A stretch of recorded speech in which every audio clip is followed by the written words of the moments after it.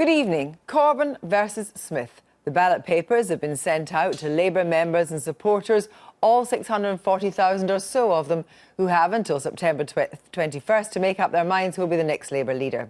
The bookies are backing Jeremy Corbyn, but over the weekend, two big hitters, Scottish Labour leader Kezia Dugdale and the London Mayor Sadiq Khan, made it clear they are not, on the basis that he wouldn't win over a majority in the country at large. What I've written and just spoken is factually accurate. But Corbynites claim that the mainstream media's attitude is biased against their man.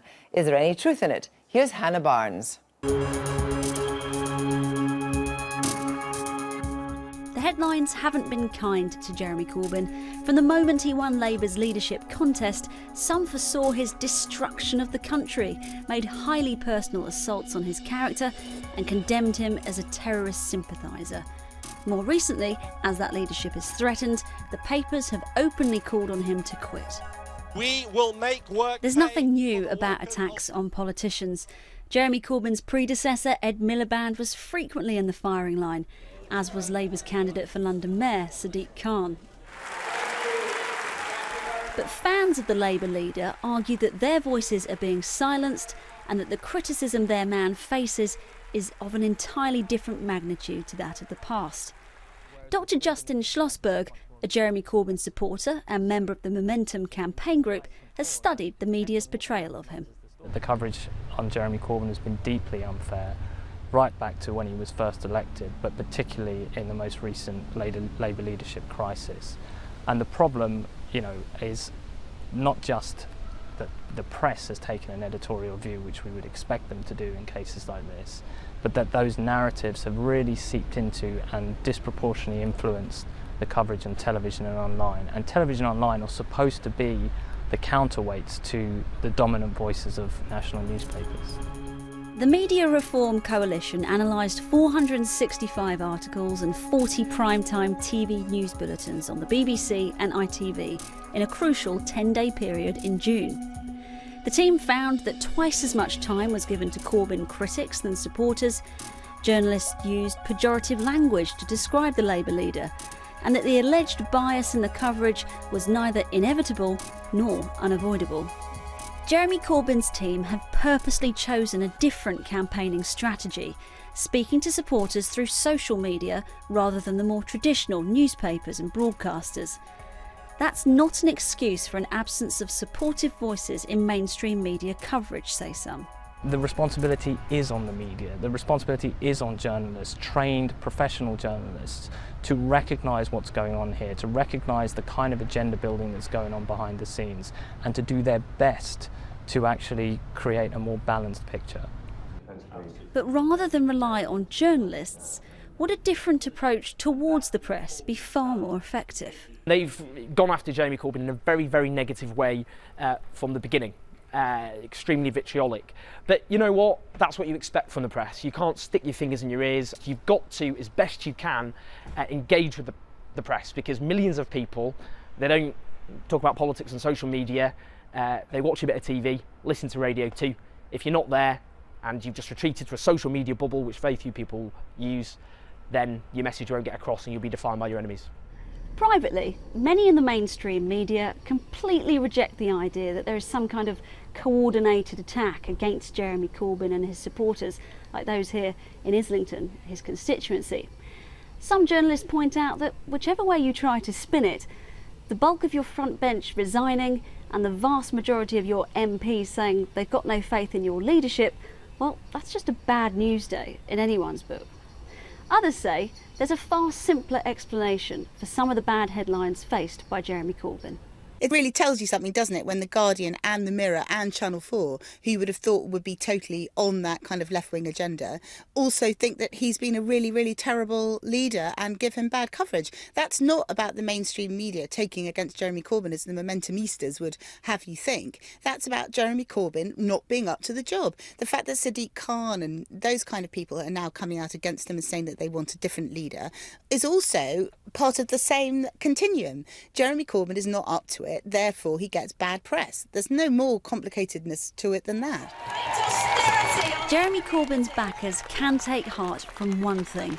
Despite nearly a year of media criticism, there appears to be little, if any, dent to his popularity among Labour supporters.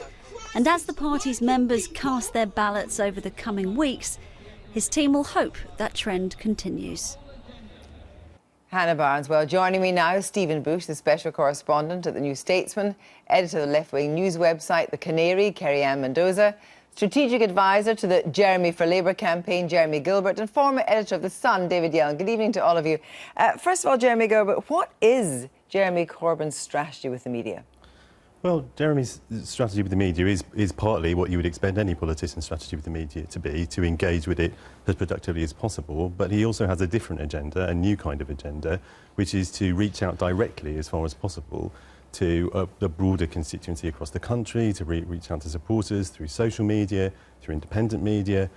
And I think this is quite challenging to established mainstream media. I think they find this quite difficult to understand, they find it quite threatening. And I think... but I think it's a strategy which is appropriate to the 21st century. So how does he engage with mainstream media then? Well, he engages with mainstream media in the same way anybody does when he gets the chance to do so. I mean, he does interviews, he issues statements, he answers questions, he campaigns. I think we see very clearly. The question is, does he need the mainstream media? Does he need it? Well, we all need it to some extent, to the extent that it's willing to do its job. I mean, we all need it. We all need the mainstream media to the extent that the mainstream media is willing to actually represent a broad swathe of opinion across the country and across the population. Is the mainstream media doing its job as far as Jeremy Corbyn's concerned, do you think, David Yellen? Well, I think it is. I think the first thing to say is that no Labour leader post-war has ever had the support of more than 20-25% of the press, except for Tony Blair, and we could perhaps talk about that later. So any Labour leader starts off on a very, very sticky wicket, and Jeremy Corbyn is on an even stickier wicket because of the news, because a good chunk or most of the shadow cabinet don't support him. The mayor, Sadiq Khan doesn't support him. The leader up in Scotland doesn't support him. The media is reporting the news, and the biggest risk for Jeremy Corbyn is that he disappears from the news agenda, which is what had begun to happen until today, because obviously today the vote starts. But a lot of, not just Tory press, have basically, he's been nowhere near the front page for a long time. They just basically have written him off altogether. So therefore then, Kerry-anne, what do you think the Canary does as an online forum, an online paper, that mainstream media doesn't? I think what we're trying to do, and becoming increasingly successful in doing, is challenging some of these dominant narratives. We have a situation in this country where 81% of the mainstream media is owned by 6 corporations. Most of the journalists who staff them went to a handful of universities and graduated about 6 inches to the left or the right of each other politically. So actually this little gap between them becomes the minuscule arena for political debate in this country, and anyone who operates outside of that is either mocked, ignored or ridiculed or derided as some sort of mad, bad and dangerous person. So what we're trying to do, and that's a crisis, by the way. And you're a big supporter. You are there backing Jeremy Corbyn to the hilt. Well, what we're doing, actually, is something slightly different to that, which is ourselves, incredible blogs like Another Angry Voice, Vox Political, you've got Media Diversified, Novara Media. We're actually saying, hang on a minute, there is a vast spectrum of ideas, of great ideas, outside of that minuscule arena. And so we you want would to say create that a space was to speak actually... about Well, them. that's interesting, because there is a vast spectrum of ideas. And would you be as happy to report on that vast spectrum right-wing ideas as well as left-wing ideas? I think there's more than enough space occupied currently by the mainstream media discussing right-wing ideas. But that's interesting, because what you're essentially saying is that you are not in any way an objective SI. You are cheerleaders for Jeremy Corbyn and the left. Absolutely not. What I'm saying is there is a vast political spectrum of ideas, and they are sadly underrepresented in the mainstream media today. And what you now have is essentially parallel revolutions happening in politics and in the media. In politics, you have the courageous and capable politicians of the SNP in Scotland, Plaid Cymru in Wales, Corbyn's Labour, and in the media you have the likes of the Canary, which didn't exist. We didn't exist a year ago, Kirsty. In July, we became one of the top read news sites in the UK. We overtook the New Statesman, we overtook The Economist, The Spectator, And as I say, we are flanked So wait a by minute, extraordinary other sides too. So you feel under threat from the Canary, do you? I mean, I wouldn't honestly say that it's a website that I particularly worry about. They're trying to do something very different to what we're doing. I mean, yeah, I don't want to litigate other people's news judgments on it, but I kind of sort of take the view that, in some ways, the thing about the mainstream media is if it fails to represent enough people, then it dies, doesn't it? Ultimately, your readership is the only currency that matters. Our readership is obviously more sceptical. When you're reporting, sorry to interrupt, but when you're reporting on Jeremy Corbyn, when you're doing op-eds and so forth, do you think the New Statesman is biased against Jeremy Corbyn? No, I think we contain the whole. Our aim is always to contain the whole of the left. So we have everything from James Schneider, who is a senior member of Momentum, Michael Chesham, who I think is probably the most engaging writer on the kind of Corbynite left, all the way to people like John McTernan, who'd quite like to take an ice pick to Jeremy Corbyn. So we're kind of trying to see ourselves as the honest broker in the Labour Party's ongoing stramash. And you would see the New Statesman as the honest broker? I wouldn't go that far. I mean, I think they clearly... I respect the fact they make the effort to do what Stephen has described. Damned by faint praise, I see. But I don't think... But I think the range of voices, I think, is clearly skewed. Not towards the far right, not towards the people like McTernan, but towards a certain kind of soft left, a kind of point of convergence between the soft left and the old Labour right, which is essentially committed to the idea that there is one particular way in which you do politics. You do politics by having a nice, popular, marketable leader who's a little bit social democratic, who's a bit respectable. And a bit kind of popular in the country?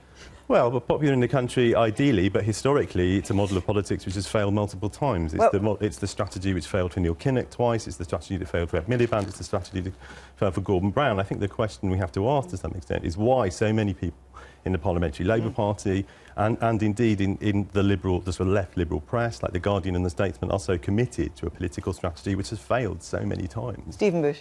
I mean, the success rate for Corbynism so far is 1983, which didn't go that well. 2016, the same trajectory of electoral fate. Not worse than Ed Miliband, not better, and we know what happened at the end of the story to Ed Miliband. So, thus far, it's kind of, it's very much an open book. The idea that Corbynism is... You can talk about what happened in 1983 as Corbynism is ridiculous. This is 35 years later, and this is like... someone who unquestionably got into politics as Tony Benn's closest advocate, as the leader of that group within Parliament from 1983. But I think Corbynism, what we talk about as Corbynism, is something quite different. Right, well, let me just talk about Corbynism. Can we just talk about this with both you and David? Yeah, let's take a particular issue, because this is where this is a kind of almost like, viewers and listeners start here. What is the position, for example, over Trident? The Labour Party's position is one thing, it's multilateralism. Jeremy Corbyn's position is quite different. Now, presumably you would say the media should report on both positions and should have critical analysis between the two. Yes, I would say that, and it's been quite clear that that's one of the issues. There hasn't been that kind of balance. I mean, I think that's one of the issues where voices who are critical of and hostile to Jeremy's position on Trident have appeared on multiple times on news programmes with no countervailing voice. Well, David Yellen, what is that? Let's take that issue and say the Labour Party is the party of opposition. It has a position.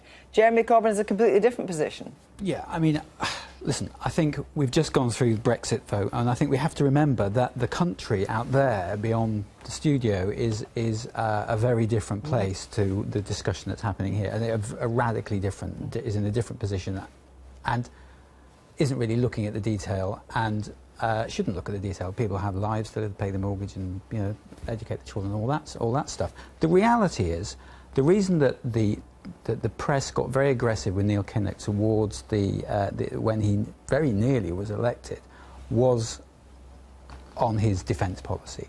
There were people who were, and in my opinion, quite right too. I don't think Kinnock should have been elected. I think it would have been dangerous for the West and dangerous for Britain. And a lot of very serious people, by which I mean serious journalists, serious people in the country. I'm not talking about some sort of, I'm not talking about Rupert or anybody like that. I'm talking about voters said to themselves, we cannot elect this man. And it's the same with Jeremy Corbyn, although there are many other issues. I mean, Cloud Cuckoo Land, The reason that the press have started to ignore Jeremy Corbyn is he is quite clearly never going to be elected. He is quite clearly never going to be Prime Minister. That's interesting. There's just not a chance. So, you know... Should the press make that decision? No, but the thing is they do. They have for several elections over, and what we've seen, I think really this is the problem really with, I think, the mentality of the Labour coup, is they're really trying to fight the 2005 election all over again, and the elections of the past decade or so, where you essentially have Middle England deciding, because you have 40% of people almost who aren't even bothering to vote anymore, they've just tuned out. I know in the last election 76% of people didn't vote Labour, and I think what Corbyn is doing, what the Green Party is doing, what the SNP are doing, these progressive anti-austerity political parties are saying, can we please stop fighting over this 24% over here and actually go for the 76% over here, the people who are absolutely craving a new kind of politics which actually stands for something, which says, look, we are facing multiple crises on multiple fronts right now in foreign policy, the NHS, job and security. We need answers. Opinion polls would suggest that, that Jeremy Corbyn clearly has a very, very big following, in a way, amongst the faithful and amongst the people he's energised. But in terms of opinion polls, he wouldn't win the country with that platform. But these are the same opinion polls which have been terribly incorrect for a period of time now. But well, I mean, it's not really accurate to say. The opinion polls over the last 5 electoral cycles, the online polls got the referendum right, all of the polls got the SNP surge right, they all got the independent referendum right.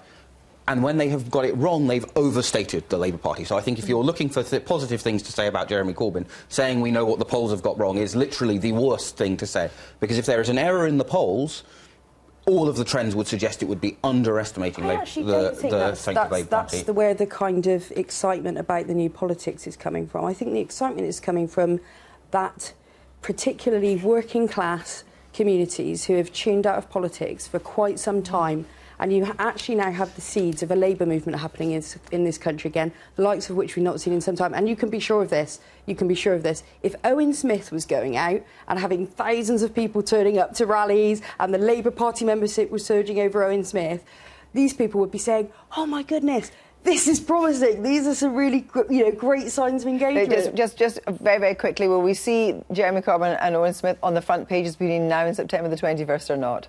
A little bit, but not that much. Thank you all very much indeed.